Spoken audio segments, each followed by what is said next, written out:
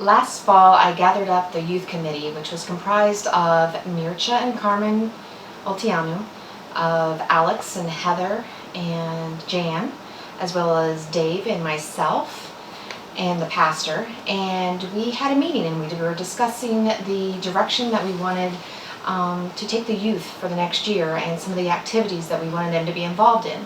And one of the main things that I had always wanted the youth to have the opportunity to do was a mission trip.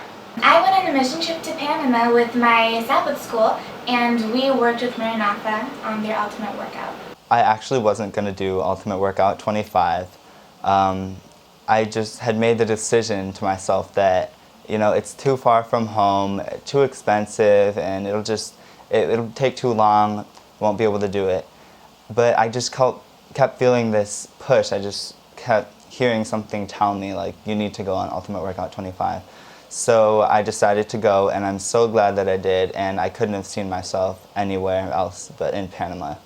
Our living arrangements were actually not as bad as I thought. We were in classrooms in this pretty big Adventist school. There was air conditioning, but there were bats in the ceiling, so we'd hear bats screeching at night, but it wasn't that bad. I brought my own tent, so that gave me extra privacy, but many people they brought their sleeping bags and they slept on the floor. And we slept in, I guess what you would call bunkers. So it was bunk beds with mattresses that probably came from the 18th century. I don't know, but it sure looks like it. You could hear rats going around, the mosquitoes flying all over the place. You're sweating in your sleeping bag. So I was just rolling around till probably 2 or 3 in the morning, which was quite fun in retrospect. Every day, cold shower, you have to get used to it. It felt pretty good since it's Panama, it's humid, it's hot, you're working. Sometimes the water would just turn off. It was really strange because you go in, so it's already hard to take a shower, try to catch a shower with a bunch of other boys trying to take their shower. We all stayed in the same area, and then during the day we would go off into our own different sites and do different work. Some groups did painting, some did medical outreach, some did witnessing in the community, others did construction, and also VBS for the kids. And so I was part of the Changanola group, and that was really nice because that was with construction, and we built 2 classrooms for adding to the school. One of the classrooms was for history, I know that, and so I got to work with the kids a couple days, and that made the whole trip because the kids were so cute. One of the things that kind of touched me the most was how excited the kids were for VBS. It was so cool to see God working in the kids' lives because they don't have that input in their own home, so they're kind of depending on us to give that to them, and it was so cool to see God working in our lives and in their lives too. About every day there was a testimony given, and they were just so amazing to hear. People go through so many things, and on the outside they look like they're just fine. There were a lot of testimonies, and really seeing people's stories was very it was wow. It really brought you to tears, what people go through. And you wouldn't suspect that these people, that you've known for a couple of days, you think, oh yeah, they're probably just normal.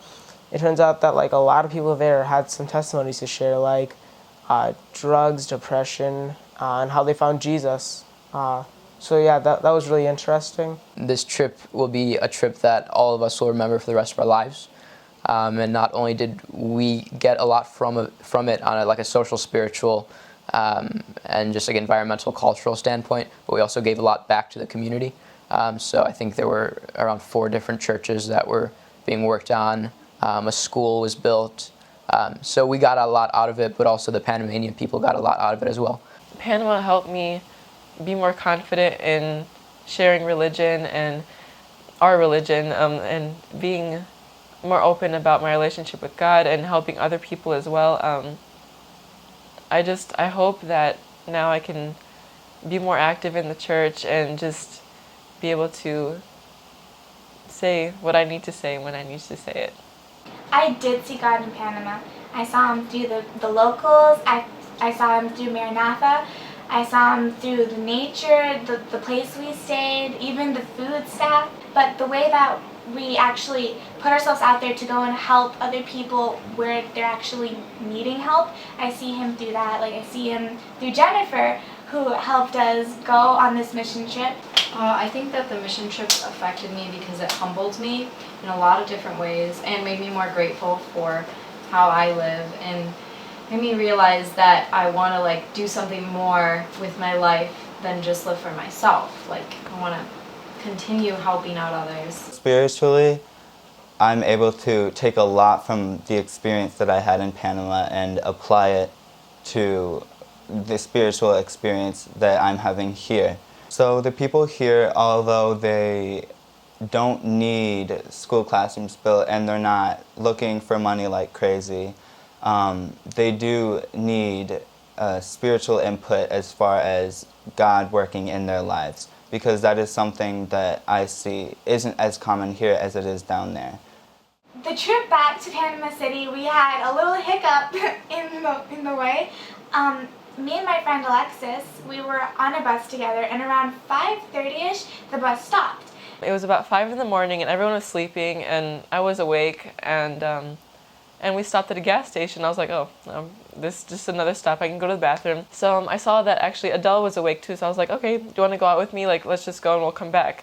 So we went to the bathroom, did our business. We came back, and the bus was gone. And we're like, where is the bus? Like, there's no way they left us. And we looked, and like the bus was gone, and we were momentarily terrified. Like we were like, what are we gonna do? There were men everywhere, like they were drunk, they were smoking. It was just a really bad environment to be in. We were in the middle of nowhere. It was just really small town. And we were like, great. We're left in Panama at early morning. We don't know anyone. There's no way we can contact anyone. We tried, no one would pick up. Everyone was sleeping. So we sat down. It was like a little restaurant. Everyone was up, and a couple people were drinking. It's a little frightening. Adele and I, we bowed our heads to pray, and it was like, I don't know, praying. It was like I actually prayed. I was like, God, please help us. Please help something. Like, please just help us. Like, I didn't know what to ask for the buses to come back. They didn't know. Like, everyone was sleeping, and I was like, God, just please be with us, keep us safe. Whatever you want to happen, let us be in accordance with your plan. And So they sat down and they started praying. And to me, that was the best news to hear, because they relied on God, and God answered their prayers. Because shortly after that, the second and third bus pulled into that same location. And from what I was told by one of the other leaders that was on the second bus, was that that wasn't a scheduled stop. They were not supposed to pull in there. And just about the time we finished praying, the two other buses pulled up. And it was an unscheduled stop. They were actually supposed to be ahead of us. It was a total answer to prayer. like seeing the bus after just having stopped praying and like really earnestly like giving my heart and pouring it out to God, being like, Lord, please help us.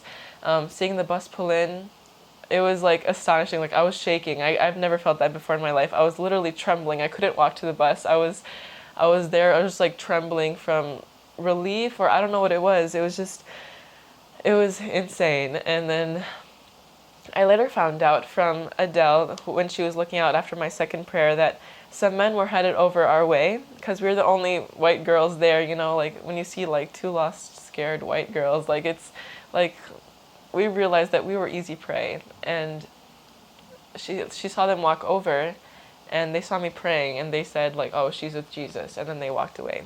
So that was a real answer to my prayer.